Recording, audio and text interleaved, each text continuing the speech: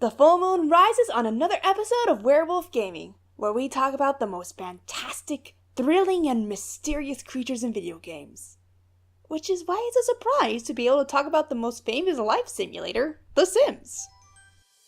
Yes, EA's little moneymaker. The Sims is a series of games where you create your own families and communities and watch them grow and develop in real-ish time. You can be a benevolent creator and carefully guide your Sims through life, or be a spectator and watch what the Sims do on their own. Or you can be the type that takes a ladder out of the swimming pool while the Sim is still inside it.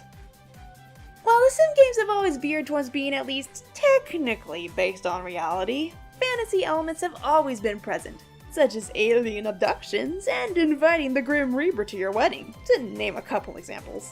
And in Sims 2, werewolves were added, though it was a long and luck-based process to get your Sims infected with lycanthropy. But no more when Sims 3 Supernatural Pack came out.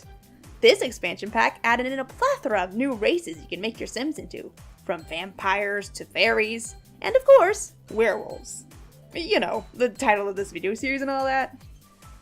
As with all of the races added into the game, werewolves are seen as perfectly normal in Sims 3. But certainly that can't be realistic. It's not like there's a real-world condition that makes you look like a werewolf or something, right? Come on, of course there is! Let's discuss this very phenomenon, one called hypertrichosis. Hypertrichosis, also known as Werewolf Syndrome, is a genetic condition where hair grows in places it doesn't usually grow, most notably on the face. The condition can vary, occurring in only certain parts of the body or being hairy all over. The root cause of this hair growth is also still unknown, as it can both be inherited or seem to suddenly occur through random gene mutation later in life. However, don't expect to be randomly sprouting hair anytime soon, as worldwide there have been less than 100 official cases of the acquired version, with the genetic version being even rarer, with only 50 or so officially documented cases of the genetic disorder since the Middle Ages. Still, it's a fascinating look into how the human body works, and just goes to show how elements of the fantasy can be rooted in very real and very human origins. The Sims is a game series enjoyed by many for its quirkiness, relatability, and versatility.